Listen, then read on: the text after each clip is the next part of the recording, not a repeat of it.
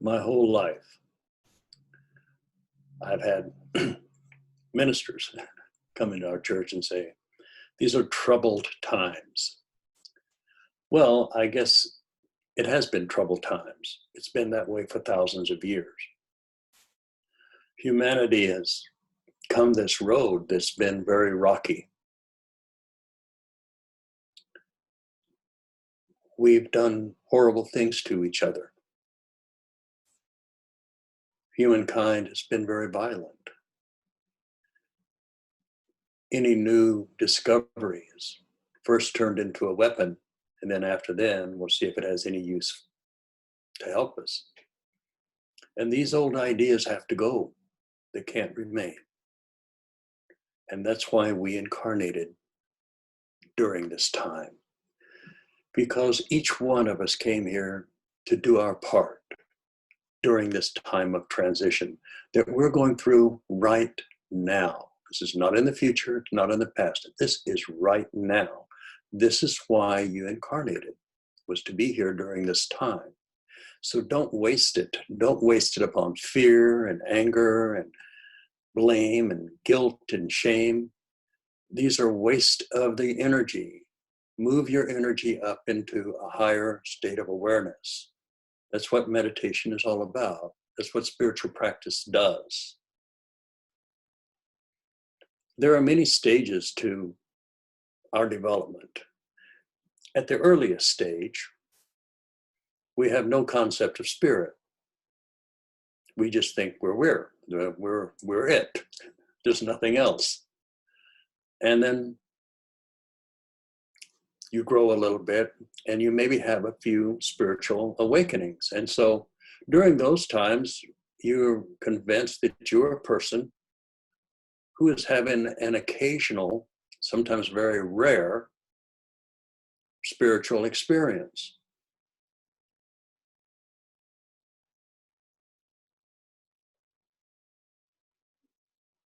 And then you grow into the next phase, which you realize that you're not a being that's having spiritual experiences. You are a spiritual being having a very temporary physical experience.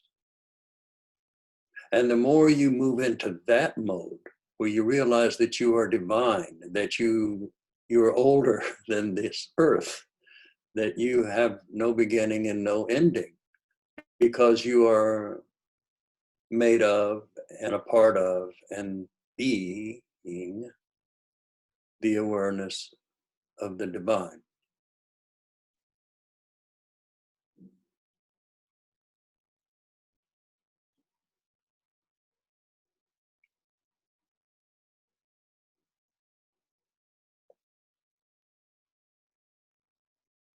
We're here for just a short time. And we all have amnesia. We have amnesia, but we brought into this world what we had worked out before and all the things we haven't worked out before. There's no escaping yourself. We think sometimes that when we die, we're just going to go to some place and suffer forever, or go to another place and have nothing but bliss forever. And I don't think that's how the universe works. I see it as a growing state of consciousness.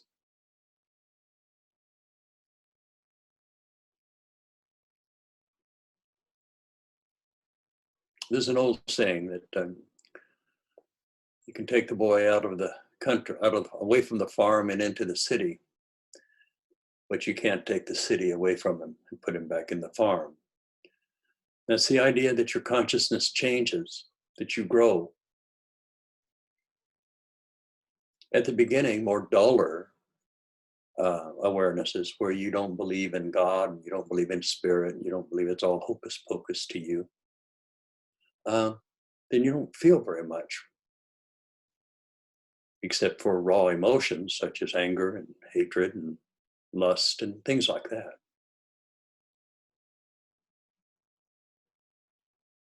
But you're more than that. as you let go of your darkness, and the darkness I'm going to define as those things that are not in alignment with the divine. Things like fear. Eternity is not afraid of anything. That's for sure. So there's no fear in enlightenment.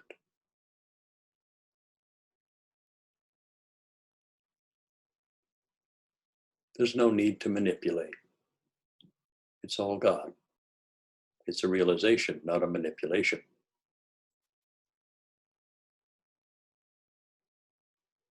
We lose control because the only thing that wants to control everything is our ego, and we put it in its harness, keep it under control, keep our ego under control. How's that? See, keep our ego under control so we don't have control issues.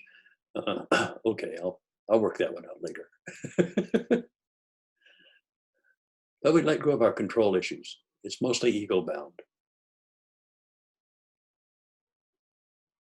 You don't manipulate, because when you manipulate somebody, it's kind of bad karma. You need to be upfront.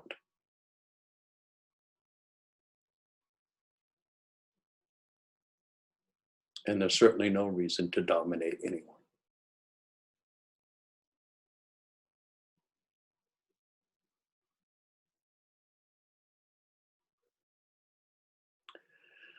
We've just finished a couple of months of sequester. This whole world kind of shut down. This was needed because we need to restructure the entire society and the way the world is made. It all needs to be restructured. If it's not restructured, it will destroy itself. We will destroy it. So we will restructure. And we start right with ourselves, with each one of us during this time. Stopping the world. What's happened is, for a couple of months, the world has stopped. People have been forced to sit at home and think about their mortality, to think about what their actions are on others and how others' actions are affecting them and their loved ones. There's a sense that we can't escape. We can't all of a sudden run out to a basketball game or a football game. We can't suddenly run to a casino or see a show. We can't go to a party, have a big dinner party at our house. We've had to stop and look at our lives. And many people are not liking what they're seeing. They're watching themselves chase after hungry ghosts. Hungry ghosts are those things that you know will make you feel better and will fulfill you, and yet when you get them, you're still hungry. You're still thirsty. It's only when you drink of the divine that your thirst will be quenched.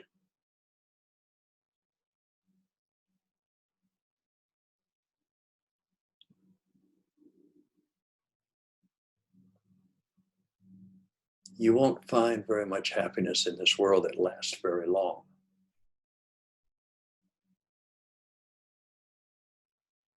My grandfather had a saying, and I suspect there's an element of truth to it, or I wouldn't be repeating it. But he said he never knew of a thief that ended up with anything. At the end, they just have nothing.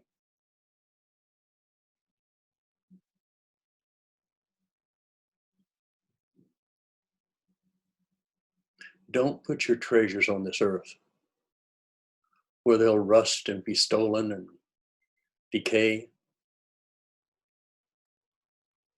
Perfect yourself.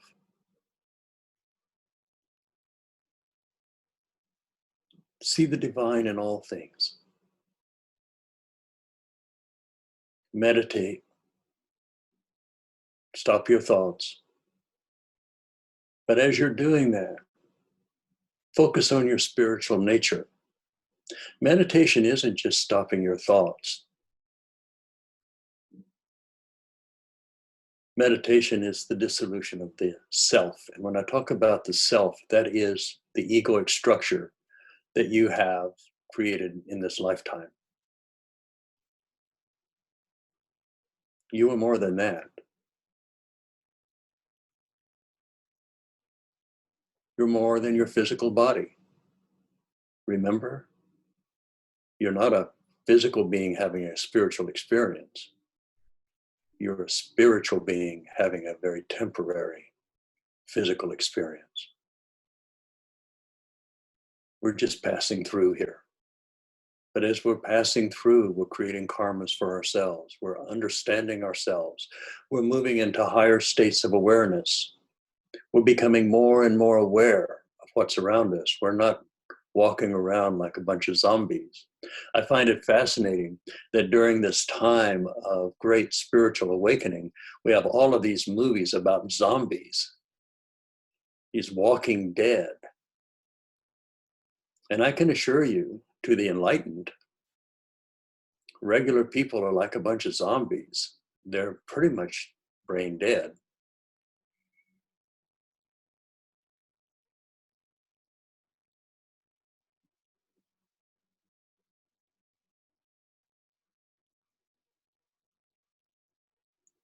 So we learn not to be a zombie. We start to awaken. We start to become alive.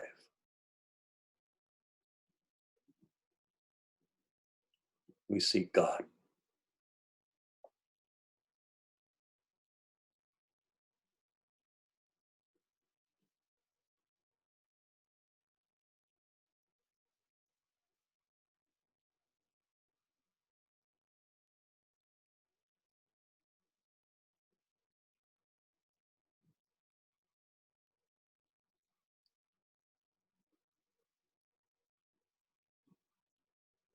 You learn after a while that in that silence, there's an opening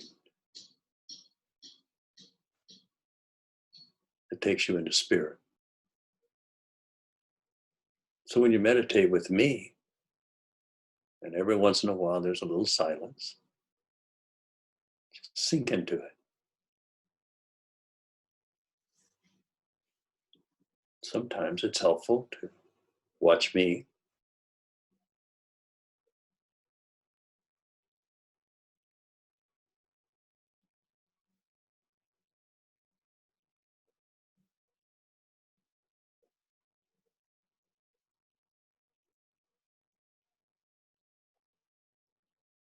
Can you let go?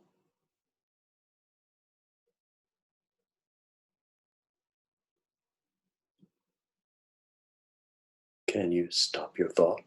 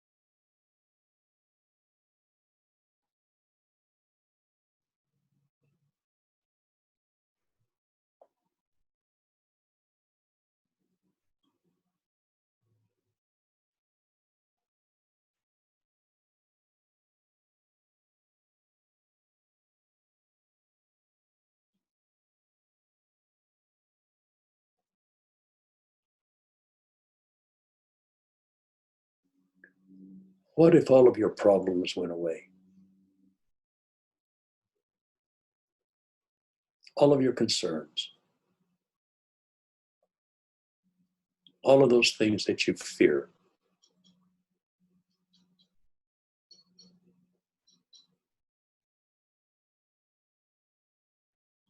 Well, let's try it. I mean, just for fun. Just for fun.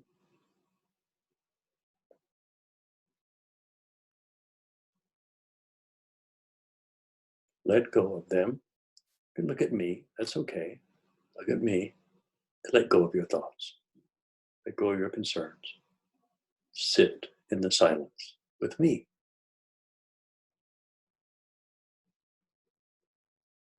Open your heart.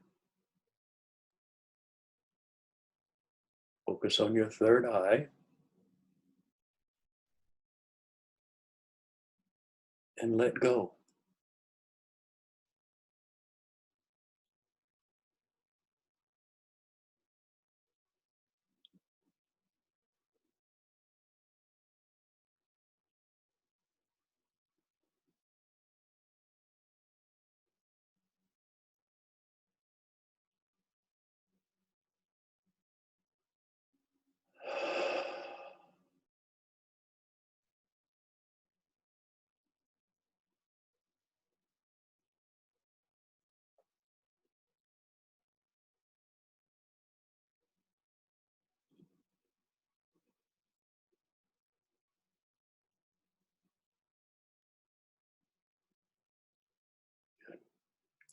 Take a breath. Very good.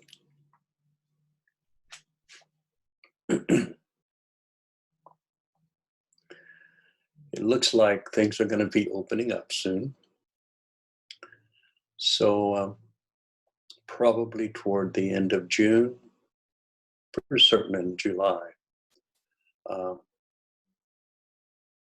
I'm going to be doing some traveling and meditating at different places once everything is okay. So hopefully we'll be able to sit with each other and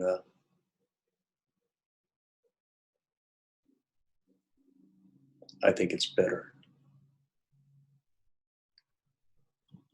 I'm in the process of setting up my events for the year. We'll be going to Mount Shasta in June or July. And in September, we're going to Santa Fe for a 3 to 5 day retreat. So things to kind of look at. More information will be coming, but I just want you to know we're moving ahead. We have Dharma to spread. You need to awaken. You need to awaken so that you can do what you came here to do. You didn't come here just to die. You came here with a purpose.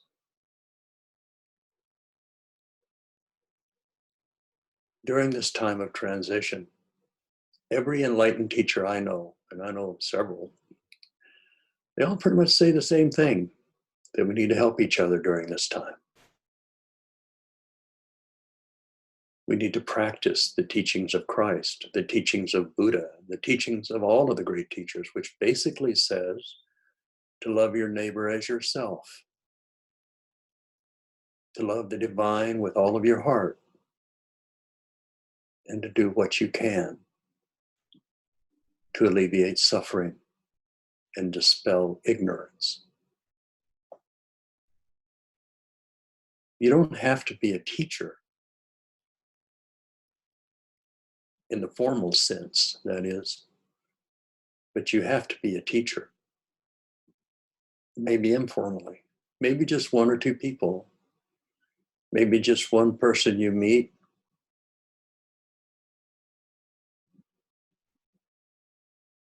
And then you move on.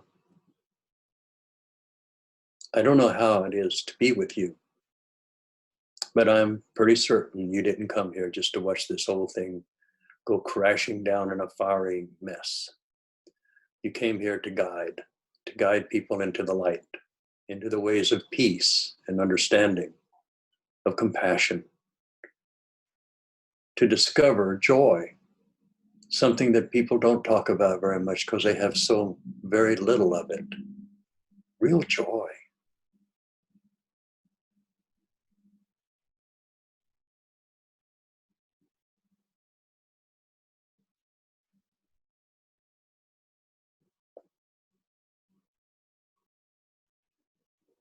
Stop your thought.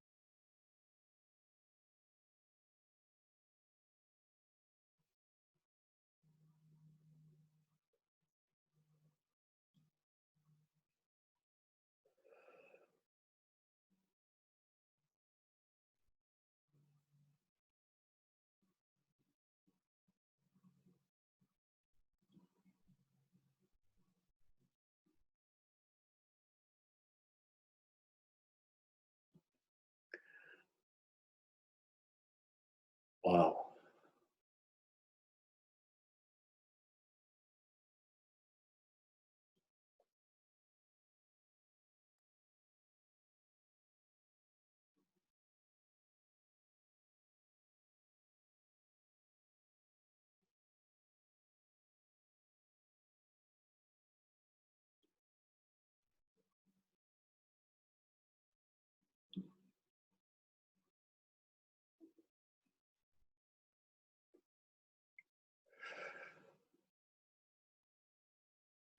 Good.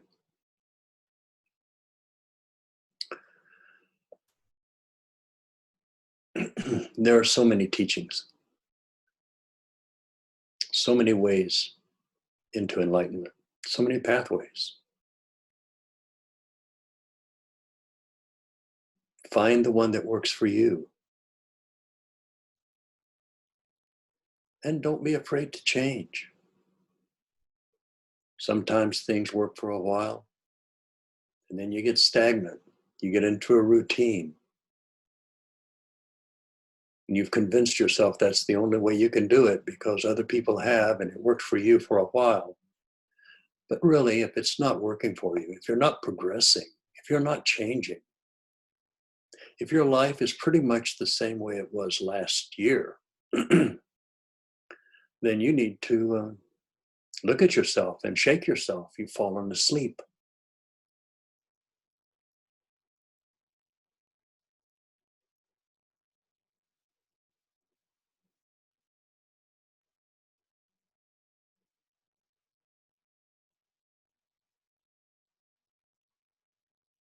It's time to start waking up,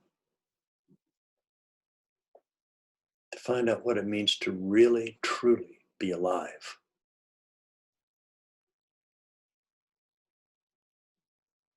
To see life without all of those filters, the filters of guilt and shame and self-righteous judgment, the filters of hatred, bigotry, prejudice.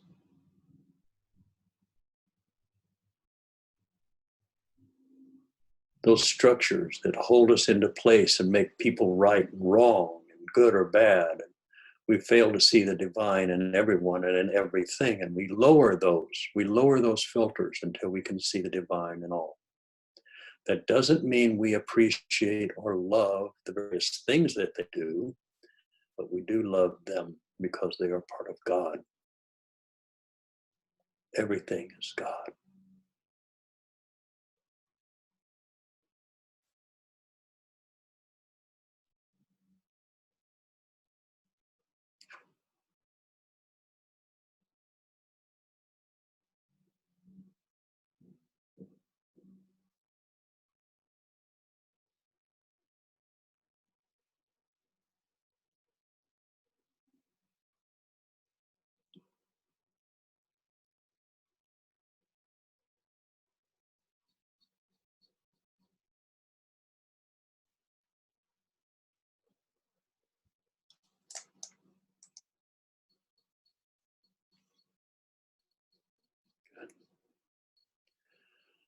So we're planning ahead, have some fun together.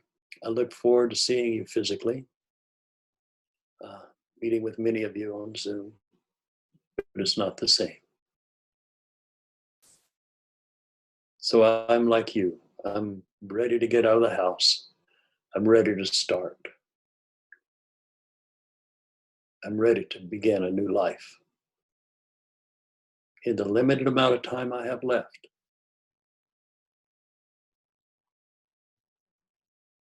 So let's do this thing. Wake up.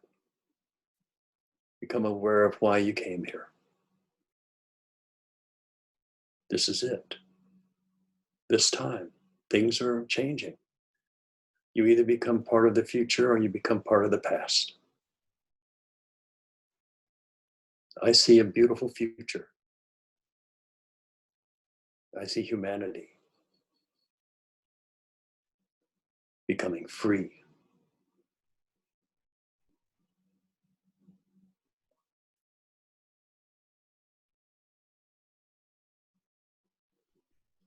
So join me.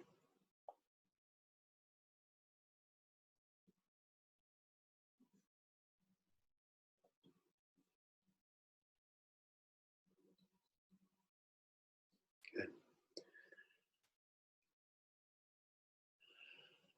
Let's end up with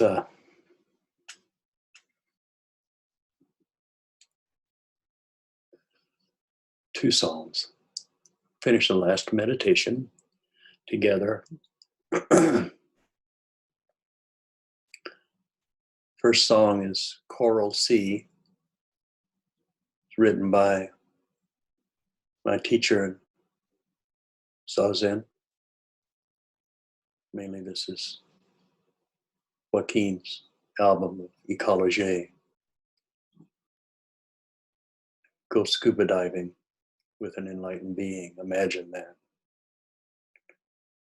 And then the next song is one of my very favorite. It's called Brush Fire.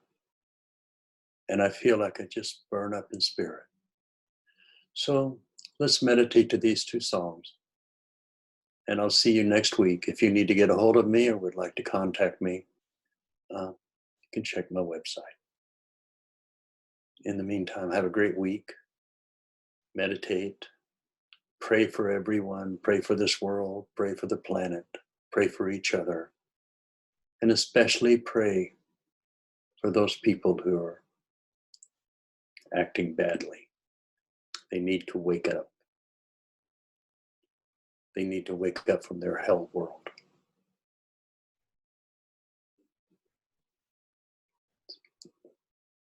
Good. So here we go.